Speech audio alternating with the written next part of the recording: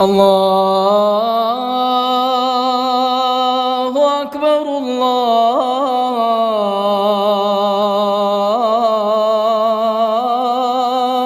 اکبر۔ بسم اللہ الرحمن الرحیم، الحمد للہ والصلاۃ علی نبی اما بعد۔ آج مولانا سلمان ندوی صاحب کا ایک کلپ سنا جس میں انہوں نے حضرت معاویہ رضی اللہ تعالیٰ عنہ کے بارے میں ایک روایت نقل کی، جس میں ہے کہ آپ صلی اللہ علیہ وسلم نے فرمایا کہ میرے بعد خلافت 30 سال تک رہے گی اور اس کے بعد کاٹ کھانے والی ملوکیت آ جائے گی۔ تو انہوں نے حضرت معاویہ رضی اللہ تعالیٰ عنہ کی حکومت کو کاٹ کھانے والی حکومت کہا، اور اس پر جو ہے انہوں نے مباہلے کا چیلنج کیا کہ بڑے علماء اس پر مباہلہ کریں، چھوٹوں کو منہ لگانا نہیں چاہتے۔ تو ہم تو چھوٹے ہیں لیکن بہرحال جواب ضرور دیں گے ہم، اور ہم بڑوں کی طرف سے ہی جواب دیں گے، یعنی جو بڑوں نے جوابات دیے ہیں وہ جواب ہم جو ہے آپ کے سامنے رکھیں گے۔ امید ہے آپ کو سمجھ میں آئے، آپ کو نہ سمجھ میں آئے عوام تو بہرحال ضرور سمجھے گی انشاءاللہ، لیکن امید ہے اللہ رب العزت آپ کو بھی سمجھا ہی دے گا۔ ہم دعا کریں گے اللہ رب العزت آپ کو سمجھائے۔ پہلی بات تو میں یہ کہنا چاہتا ہوں کہ ہمیں صحابہ کے بارے میں اپنی زبان خاموش رکھنی چاہیے۔ میں اس کو مثال سے سمجھاتا ہوں کہ امام صاحب نماز پڑھا رہے ہیں، پیچھے مقتدی نماز پڑھ رہے ہیں، جماعت کی نماز ہو رہی ہے، امام صاحب کی کوئی غلطی آئی، پیچھے ایک بچہ بھی شامل تھا نماز میں، اس نے لقمہ دیا، امام صاحب نے لقمہ لیا، نماز پوری ہوئی، کوئی حرج نہیں، نماز پوری ہو گئی۔ ایک علامہ صاحب بھی تھے اس نماز میں۔ اگلی نماز میں اب کیا ہوا کہ اگلی نماز میں پھر نماز ہو رہی تھی، کوئی غلطی آئی، اب وہ علامہ صاحب ابھی جماعت کے اندر شامل نہیں تھے، وہ وضو کر کے جا رہے تھے، انہوں نے لقمہ دے دیا، امام صاحب نے لقمہ لیا۔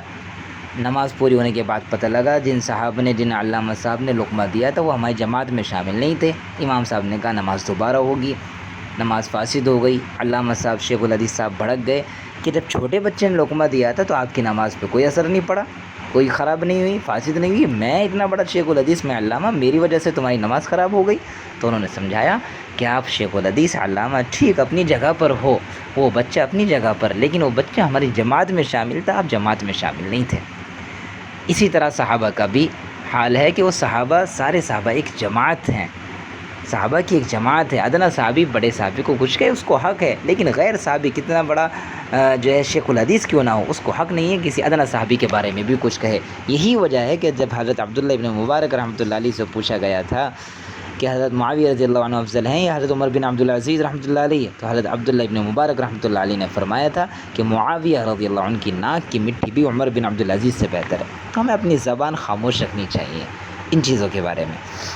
اور پھر آپ صلی اللہ علیہ وسلم نے جو ڈانٹ ڈپٹ صحابہ کو کی، ایک کچھ تنبیہ فرمائی ہے، کسی صحابی کے عمل سے ناراض ہوئے تو آپ صلی اللہ علیہ وسلم کو حق ہے، کیونکہ آپ جو ہے روحانی باپ ہیں، کیونکہ آپ صلی اللہ علیہ وسلم استاد ہیں، صحابہ شاگرد ہیں، استاد جو ہے وہ روحانی باپ ہوتا ہے، تو آپ صلی اللہ علیہ وسلم روحانی باپ ہیں، آپ کو حق ہے اپنے صحابی کو ڈانٹے ڈپٹے، لیکن ہمیں حق نہیں ہے کہ کسی صحابی کے بارے میں جو آپ صلی اللہ علیہ وسلم نے ان کو ڈانٹا ڈپٹا، تنبیہ فرمائی، اس تنبیہ کو لے کر، اس ڈانٹ ڈپٹ کو لے کر ہم بھی ان صحابی پر اعتراض کریں، ہمیں اس کا کوئی حق نہیں ہے۔ اب انہوں نے جو یہ بات کہی ہے کہ ان کی حکومت کو کاٹ کھانے والی حکومت کا ہے، تو علماء نے اس کے جواب دیے ہیں۔ حضرت مولانا مفتی تقی عثمانی صاحب نے ایک پوری کتاب لکھی ہے حضرت معاویہ رضی اللہ عنہ تاریخی حقائق، اس میں انہوں نے تفصیل کے ساتھ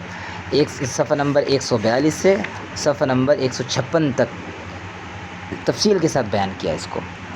کہ حضرت معاویہ رضی اللہ عنہ کے عہد حکومت کی صحیح حیثیت کیا ہے، اس کو تفصیل کے ساتھ بیان کیا۔ اس میں انہوں نے ایک بات لکھی ہے، ایک ضروری بات کے تحت، کہ حضرت معاویہ رضی اللہ عنہ کے بارے میں کوئی بھی گفتگو کرتے وقت ہمیں 2 بات یاد رکھنی چاہیے۔ ایک تو یہ کہ ان کے خلاف ان کے زمانے میں ہی پروپیگنڈا بہت زیادہ کیا گیا، خود حضرت معاویہ رضی اللہ عنہ سے پوچھا گیا کہ آپ کو بڑھاپا بہت جلد آ گیا، اس کی وجہ کیا ہے؟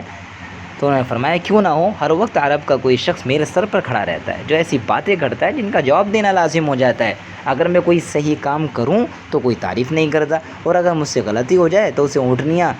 ساری دنیا میں لوٹتی ہیں، لہذا ان کے بارے میں تحقیق روایات کی ضرورت اوروں سے زیادہ ہے۔ دوسری بات یہ کہ حضرت معاویہ رضی اللہ عنہ کے بارے میں جو پروپیگنڈا کیا گیا ہے اسے بلا تحقیق درست مان لیا جائے تو حضرت معاویہ رضی اللہ تعالیٰ عنہ کی صرف ذات مجروح نہیں ہوتی بلکہ دوسرے صحابہ رضی اللہ عنہ پر بھی طعن و تشنیع کا دروازہ کھل جاتا ہے۔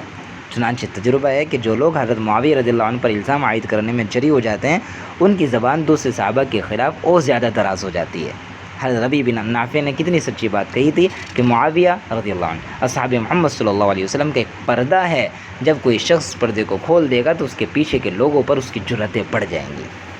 پھر آگے انہوں نے حضرت عمر بن عبداللہ بن مبارک رحمۃ اللہ علیہ کا وہی قول نقل کیا جو میں نے بیان کیا تھا، اور اس کے بعد انہوں نے لکھا کہ اسی لیے حضرت ابراہیم بن میسرہ رحمۃ اللہ علیہ کہتے ہیں کہ میں نے کبھی نہیں دیکھا کہ حضرت عمر بن عبدالعزیز رحمۃ اللہ علیہ نے کسی شخص کو مارا ہو، البتہ ایک ایسے شخص کو کوڑوں سے مارا جس نے حضرت معاویہ رضی اللہ عنہ کو برا بھلا کہا تھا۔ تو یہ بات بھی ہمیں اپنے ذہن میں رکھنی چاہیے۔ اور پھر جو انہوں نے ان کی حکومت کو کاٹ کھانے والی حکومت کہا ہے، تو اس کا جواب دینے سے پہلے میں ایک بات اور کہتا چلوں کہ ہم حدیث کے ظاہری الفاظ کو دیکھ کر کوئی حکم نہیں لگائیں گے، اس کا مطلب سمجھنے کی پہلے ضرورت ہے، کیونکہ ظاہری روایت کے ظاہری الفاظ کو دیکھ کر اگر ہم کوئی حکم لگاتے ہیں تو پھر یہ حکم بڑے بڑے صحابہ پر بھی لگے گا۔ ابو داؤد کی ایک روایت ہے 4268 پر کہ احنف بن قیس کہتے ہیں کہ میں لڑائی کے ارادے سے نکلا تاکہ حضرت علی رضی اللہ عنہ کے ساتھ مل کر معاویہ رضی اللہ عنہ کے خلاف لڑوں، تو مجھے راستے میں ابو بکرہ رضی اللہ عنہ مل گئے۔ انہوں نے کہا تم لوٹ جاؤ، کیونکہ میں نے رسول اللہ صلی اللہ علیہ وسلم کو فرماتے سنا ہے جب دو مسلمان اپنی تلوار لے کر ایک دوسرے کو مارنے اٹھیں تو قاتل اور مقتول دونوں جہنم میں جائیں گے۔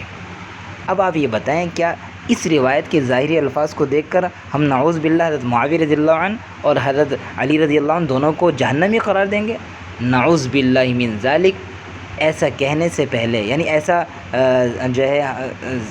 ایسا ان کے بارے میں کہنے سے پہلے، ایسا سمجھنے سے پہلے ہماری عقل پہ پردہ کیوں نہیں پڑ جاتا، ہماری زبان گنگ کیوں نہیں ہو جاتی، ہماری زبان کٹ کیوں نہیں جاتی؟ نعوذ باللہ، ہم ایسی بات بالکل نہیں کہہ سکتے، لیکن ہم صرف یہ کہنا چاہتے ہیں کہ ظاہری الفاظ کو دیکھ کر کوئی حکم لگا دیں گے؟ آپ نے ان کی حکومت کو کاٹ کھانے والی حکومت کہا ہے تو اس کو پہلے سمجھنے کی ضرورت ہے۔ حضرت مفتی تقی عثمانی صاحب نے یہ صفحہ نمبر 147 پر اسی کتاب کے اندر لکھا ہے، حضرت معاویہ رضی اللہ عنہ اور تاریخ کی حقائق، اسی اعتراض کا جواب دیا انہوں نے کہ جو ان کی حکومت کو کاٹ کھانے والی حکومت کا ہے، کہ اس اعتراض کے جواب میں بعض علماء نے اس حدیث کی سند پر تنقید کر کے اسے غیر صحیح قرار دیا ہے۔ چنانچہ قاضی ابو بکر ابن عربی رحمۃ اللہ علیہ فرماتے ہیں ھذا حدیث لا یصح، کہ حدیث صحیح نہیں ہے، اور بعض دوسرے علماء نے فرمایا کہ حدیث مجمل ہے، اور اس میں 30 سال کے بعد ایک عمومی حکم بیان فرمایا گیا ہے، ہر فرد کی تفصیلات بیان نہیں کی گئی۔ یہی وجہ ہے کہ حضرت عمر بن عبدالعزیز رحمۃ اللہ علیہ کا عہد حکومت اس سے بے اتفاق مستثنیٰ ہے۔ علامہ ابن حجر ہیثمی رحمۃ اللہ علیہ نے ایک دوسری حدیث میں اس کی تفصیل بیان کی ہے، وہ فرماتے ہیں کہ دوسری حدیث میں اس کی تفصیل آئی ہے کہ اور اس سے حضرت معاویہ رضی اللہ عنہ کے عہد حکومت کی صحیح حیثیت بھی واضح ہو جاتی ہے۔ انہوں نے ایک روایت نقل کی ہے، حضرت عبداللہ ابن عباس رضی اللہ تعالی عنہ کی وہ روایت ہے کہ جس میں آپ صلی اللہ علیہ وسلم کا ارشاد ہے، اس سے اس ارشاد سے صاف واضح ہوتا ہے کہ خلافت راشدہ ختم ہونے کے بعد جو حکومت آئے گی وہ بھی ملوکیت اور رحمت ہوگی۔ اور پھر آگے علامہ ابن حجر ہیثمی رحمۃ اللہ علیہ نے اس کی اور مزید تشریح کی ہے کہ ان کی حکومت کو کاٹ کھانے والی حکومت کیوں کہا ہے، کہ بلا شبہ حضرت معاویہ رضی اللہ عنہ کے عہد خلافت میں بہت سے ایسے امور واقع ہوئے جو خلفائے راشدین کے عہد میں مانوس نہیں تھے، اور انہی امور پر مشتمل ہونے کی وجہ سے ان کی خلافت کو کاٹ کھانے والی حکومت کہا ہے۔ اسی وجہ سے اور آگے بھی انہوں نے آگے نقل کیا اور کہ حضرت صفیہ رضی اللہ عنہ سے جو مروی ہے کہ حضرت معاویہ رضی اللہ عنہ پہلے بادشاہ ہیں، اس سے یہ وہم نہ کیا جائے کہ معاویہ رضی اللہ عنہ کی خلافت صحیح نہیں تھی، اس لیے کہ ان کی مراد یہ ہے کہ اگرچہ ان کی خلافت صحیح تھی لیکن اس پر ملوکیت کی مشابہت غالب آ گئی تھی، اس لیے کہ بہت سے معاملات میں خلفائے راشدین کے طریقوں سے نکل گئی تھی، لہذا خلافت کی بات اس لیے صحیح ہے کہ حضرت حسن رضی اللہ عنہ کی دستبرداری اور اہل حل و عقد کے اتفاق کے بعد حضرت معاویہ رضی اللہ عنہ کی خلافت حق اور صحیح تھی، اور ملوکیت کی بات اس لیے درست ہے کہ ان کے عہد حکومت میں کچھ ایسے امور واقع ہوئے جن کا منشا غلط اجتہاد تھا، جس کی بنیاد پر مجتہد گناہ گار تو نہیں ہوتا لیکن اس کا رتبہ ان لوگوں سے بہرحال گھٹ جاتا ہے جن کے اجتہادات صحیح اور واقع کے مطابق ہوں۔ پھر آگے مفتی تقی عثمانی صاحب نے لکھا کہ اس پوری بحث سے یہ بات واضح ہو جاتی ہے کہ حضرت معاویہ رضی اللہ عنہ اور خلفائے راشدین کے عہد حکومت میں فرق تو بے شک تھا۔ حضرت معاویہ رضی اللہ عنہ کی حکومت اس معیار کی نہیں تھی جو حضرت خلفائے راشدین کو حاصل تھا، لیکن جمہور امت کے نزدیک یہ فرق اتنا بڑا نہیں تھا، ایک طرف تقویٰ ہو اور دوسری طرف فسق و فجور ہو، یہ ایک طرف عدل ہو دوسری طرف ظلم و جور، بلکہ یہ فرق عزیمت و رخصت کا، تقوی اور مباحات کا، احتیاط و توسع کا اور اصابت رائے اور قصور اجتہاد کا فرق تھا۔ جن لوگوں نے اس فرق کا لحاظ کیا انہوں نے ان کی حکومت کو ملوکیت کا نام دے دیا، اور جن لوگوں نے یہ دیکھا کہ یہ فرق فسق و فجور کی حد تک نہیں پہنچا تھا انہوں نے اسے خلافت ہی قرار دیا ہے۔ اور علامہ ابن تیمیہ رحمۃ اللہ علیہ نے بالکل صحیح فرمایا کہ مسلمان بادشاہوں میں سے کوئی حضرت معاویہ رضی اللہ عنہ سے بہتر نہیں ہوا، اور اگر ان کے زمانے کا مقابلہ بعد کے زمانوں سے کیا جائے تو عوام کسی بادشاہ کے زمانے میں اتنے بہتر نہیں رہے جتنے حضرت معاویہ رضی اللہ عنہ کے زمانے میں۔ ہاں اگر ان کے زمانے کا مقابلہ ابو بکر و عمر رضی اللہ عنہما سے کیا جائے تو فضیلت کا فرق ظاہر ہو جائے گا۔ تو یہ ان کے اعتراض کا جواب ہے۔ اور پھر ہم ایک بات کہتے ہیں، کیا ہمیں وہی روایت نظر آتی ہیں جس سے جو ہے صحابہ کے بارے میں ہمارے دل میں بدگمانی پیدا ہو، بدظنی پیدا ہو؟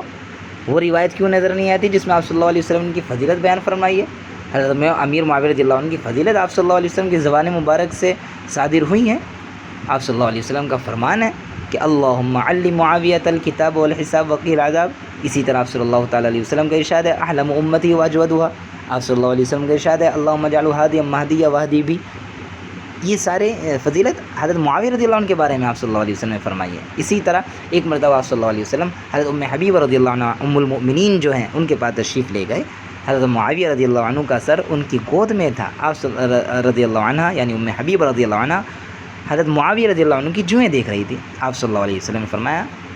کیا تم معاویہ کو چاہتی ہو؟ انہوں نے عرض کیا کہ کیوں نہ چاہوں۔ آپ صلی اللہ علیہ وسلم نے ارشاد فرمایا اللہ اور اللہ کا رسول بھی معاویہ کو چاہتے ہیں۔ تو جب اللہ اس کا رسول بھی معاویہ کو چاہ رہے ہیں تو ہم کیوں نہ چاہیں؟ ہم کیوں جو ان کے بارے میں جو ہے نازب الفاظ کہیں، ان کے بارے میں لوگوں میں بدگمانی پیدا کریں؟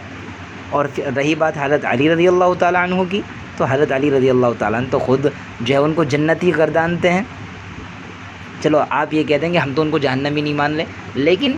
حضرت علی رضی اللہ تعالیٰ عنہ جب ان کو جنتی مان لیں وہ جنت میں جائیں گے، اور جو ہے سارے صحابہ جنتی ہیں، ان کی غلطی ان کی کوتاہی دنیا میں ہی ختم ہو جاتی ہے۔ جب دنیا سے جاتے ہیں تو صحابہ محفوظ ہیں، یعنی جب دنیا سے جاتے ہیں تو نامہ اعمال میں ان کے کوئی گناہ نہیں رہتا۔ تو جب ان کا کوئی گناہ رہتا ہی نہیں ہے تو اب ہم کیوں ان کے گناہوں کا تذکیہ رہے، ان کی غلطیوں کا، ان کی جو اجتہادی غلطی تھی، اور وہ بھی وہ گناہ نہیں تھے، اجتہادی غلطی تھی، اجتہادی غلطیوں کو کیوں ہم جو ہے منظر عام پر لائیں اور جو ہے اس طرح اس کو بیان کر کے لوگوں کے دلوں میں جو ہے بدگمانی پیدا ہو؟ یہ بالکل بھی صحیح بات نہیں ہے۔ حضرت علی رضی اللہ تعالیٰ عنہ تو ان کے بارے میں فرمایا قتلایا وقتلا معاویہ فی الجنہ، کہ میرے لشکر کے مقتول اور معاویہ رضی اللہ عنہ کے لشکر کے مقتول دونوں جنتی ہیں۔ تو اس لیے ہم اپنی زبانیں صحابہ کے بارے میں خاموش رکھیں۔ ہمیں کوئی بھی ایسی بات نہیں کہنی چاہیے جس سے کسی بھی ادنیٰ صحابی کی بھی بدگمانی ہمارے دل میں پیدا ہو۔ اور پھر آخری بات وہ یہ ہے کہ کسی نے کیا خوب لکھا ہے کہ اگر کوئی پڑھتے پڑھتے مطالعہ کرتے کرتے اتنی اونچائی پر پہنچ گیا کہ وہ صحابہ کے بارے میں بکنے لگا تو اسے چاہیے اس اونچائی سے کود کر اپنی جان دے دے۔ تو اس لیے ہمیں صحابہ کے بارے میں کچھ بھی ایسی بات نہیں کہنی چاہیے۔ حضرت ابو بکر رضی اللہ تعالیٰ عنہ کے الف سے ابو بکر کے اندر جو حرف ہیں سب سے پہلا حرف الف، اور حضرت علی رضی اللہ تعالیٰ عنہ کے جو حرف ہے اس میں سب سے آخری حرف یا، تو ابو بکر کے الف سے لے کر علی رضی اللہ عنہم کے یا سے لے کر یا تک، ابو بکر رضی اللہ عنہ کے الف سے لے کر حضرت علی رضی اللہ عنہ کے یا تک جتنے بھی صحابہ ہیں، یعنی سارے صحابہ سب ہمارے لیے قابل عظمت ہیں۔ اللہ رب العزت